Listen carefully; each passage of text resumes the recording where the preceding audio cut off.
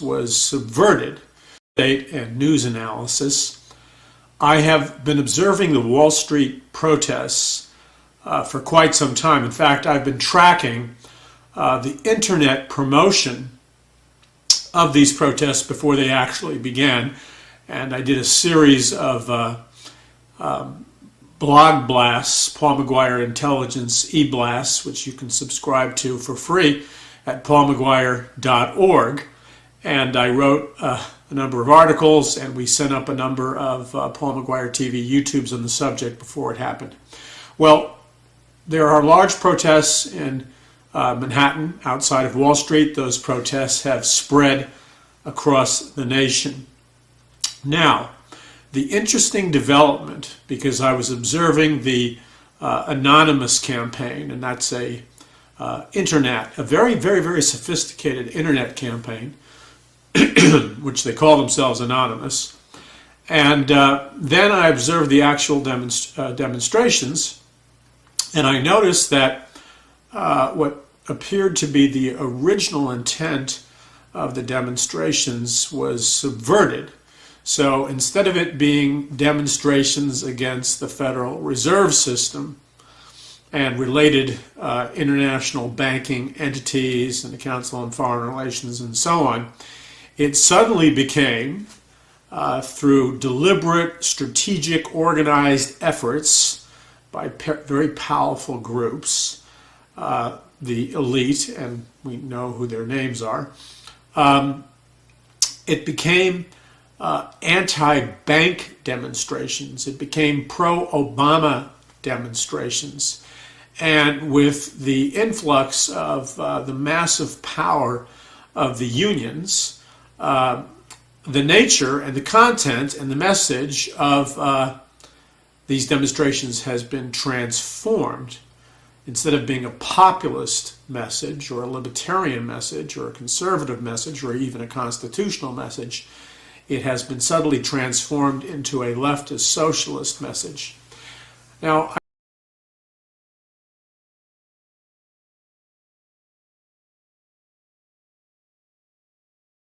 I should probably turn on the light. That's what my face looks like. Bare face, man. Yeah, I'm unmuted. So that dude, I can't remember how I discovered him, but through the grapevine, through the, you know what I'm saying? I just remember this video just landing on my lap and me being like, very interesting. Forever ago, though. But it always stuck with me because he lived during that time period, so he had seen these events unfold before him. I can't say I was like completely aware of what was going on. Like at the time, I was like, what? 2011, I was 17, 18. That was my senior year. I think I was more focused on graduating and all this other bullshit. But at the same time, I was still going to Fortune, right? That was like my form of entertainment. That and watching Doctor Who at the time. So very interesting how he describes it, because he put it balls to the wall, as simple as possible. And the thing that I've been noticing with like Edwin Black and just the stuff that I've been researching is just that. It's a vehicle. Like these are just tactics that exist in a playbook. And I'm not referencing Sun Tzu. I'm not referencing any of these tacticians, these schools or philosophies or methodologies of how to conduct psychological warfare.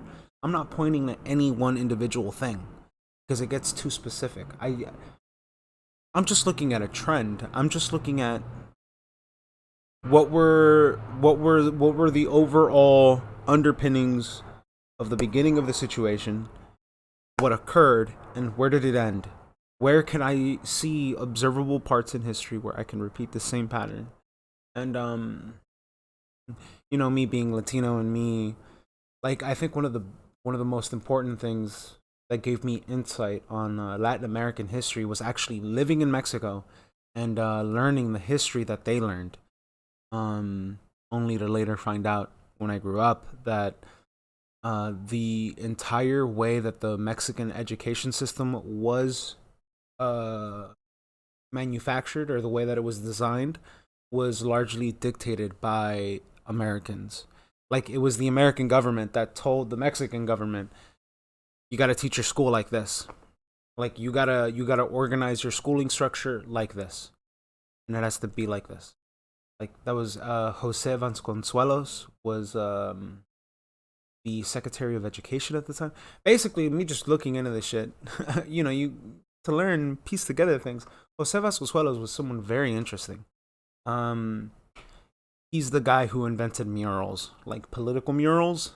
That's the dude in history who kind of like popped that all off. Um, but this video is, in my head, largely dedicated to people who are slaves, to the FBI, to the NSA, to these various alphabet soup agencies. Um, my heart goes out to every hacker who got caught. My, like, dead ass, like, you guys are legit slaves for the government. Some of the contracts or some of the work conditions that they have to adhere to is practically slavehood, dude. Like, they're everything they do, their cell phones, they're not allowed to do, depending on the situation of whatever agent is in question. They have different circumstances. Some people study to go into it that way. Some people are picked out right from high school in these circumstances. But to anyone who encountered these agencies in the incorrect fashion, and now you're in a situation where you're basically a slave to these people, dude, my heart goes out to you. And I can't remember his name. I literally just had it. Took me a while to find it too. Can't remember this dude's name. Essentially, all he was a host. All he did was what I'm trying to do right now, which is, it always stays in the back of my mind. Like, me watching this dude, I saw this dude go to jail. I saw this dude. All he did was, I represent 4chaners. I'm just here to be the voice of the Anon. You, Anon. That's right, I represent you. I can't remember his name, but watching him was just like watching a modern day live podcast, right? Because there were very few people that were live streaming at the time, and Z's was one of them. I didn't get to see him. I was more focused on the other bullshit that was going on.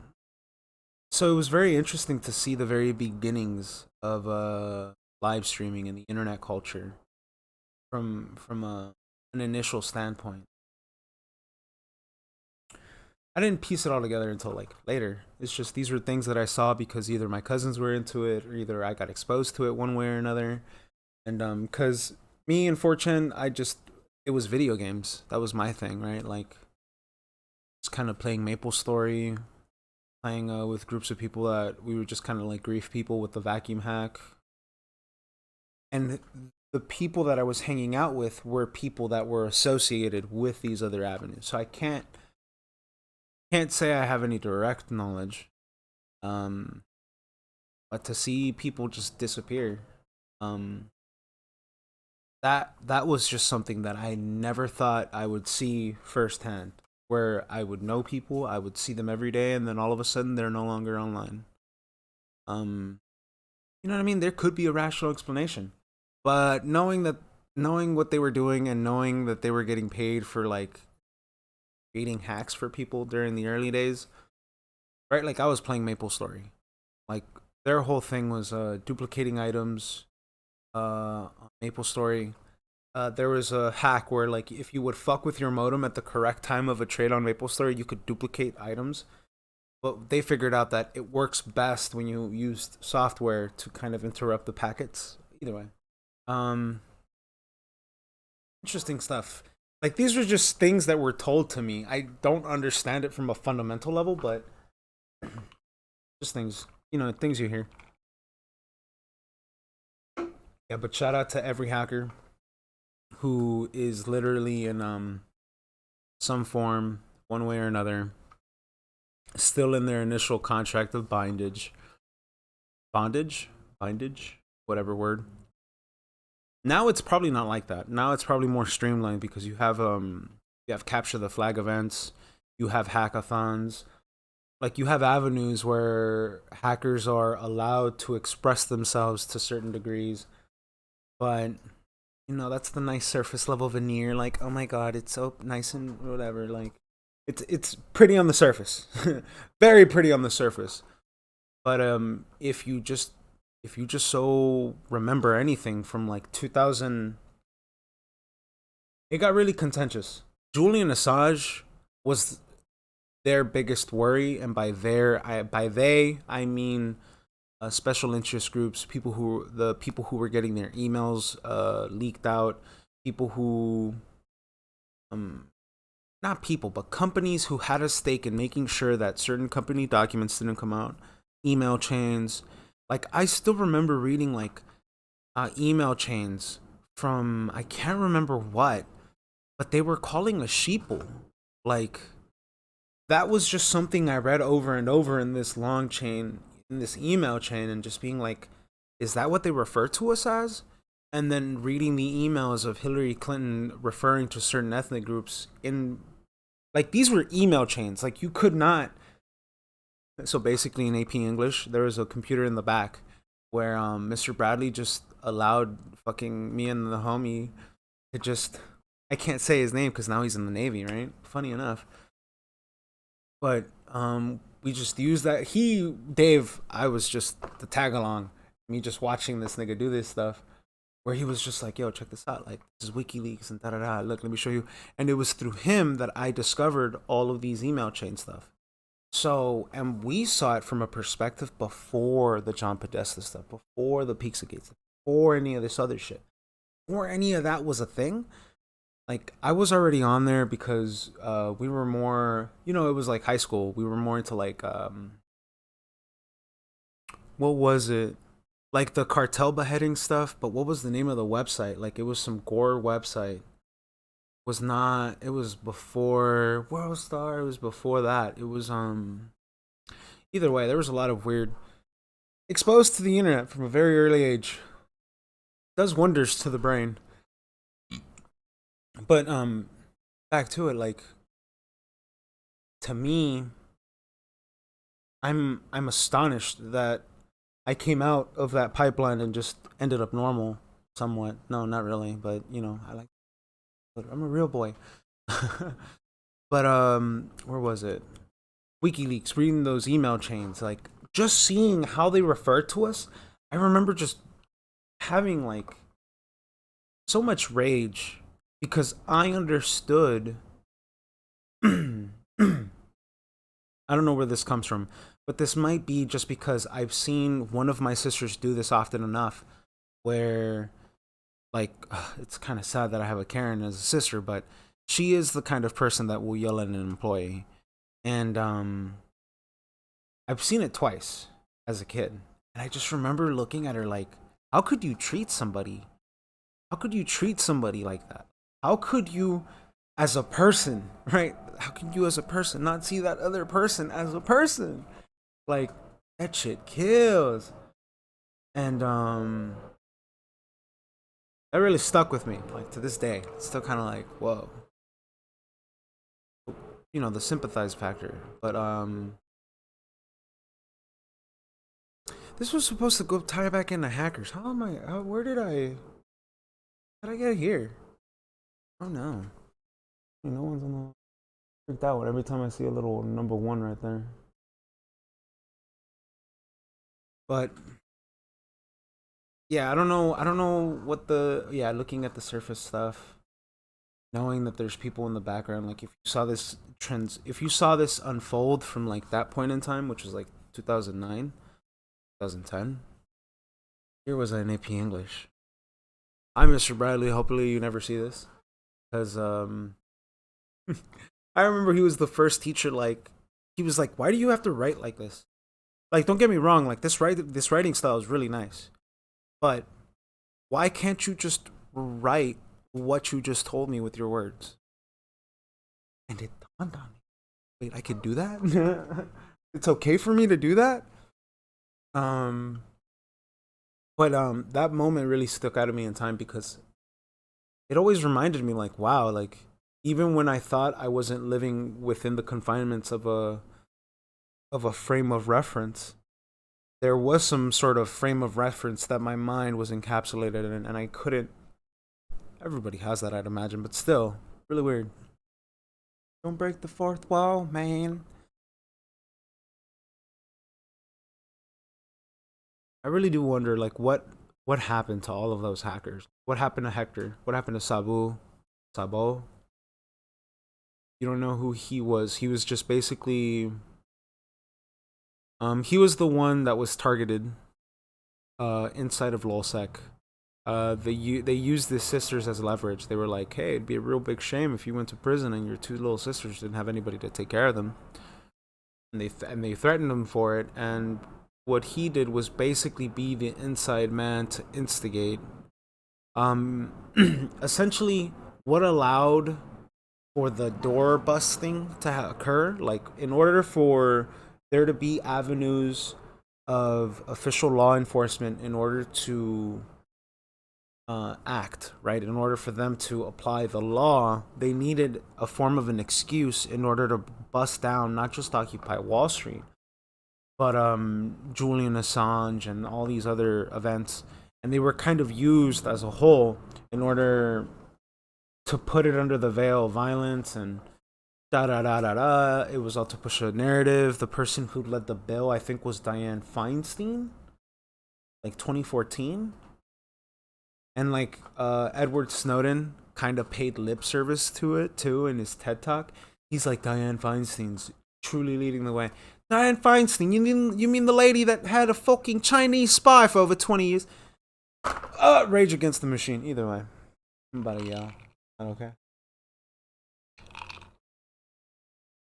Nobody thinks about these things. Nobody, right? Because these events were so very small and not many people were involved directly. And the only people who were really involved directly were all 4chaners, right? Like we all used 4chan as a website.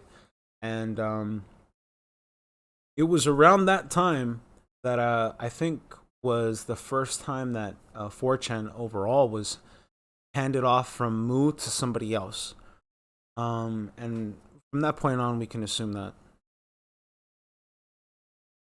Hidden Hands started working on it because,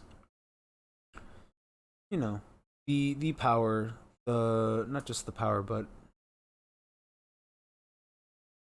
there is a lot of generation of energy that occurs on public forums, and what we've seen 4chan do is, who knows, right? Like, how did a lot of people like to say 4chan helped President Trump or President Trump win the election?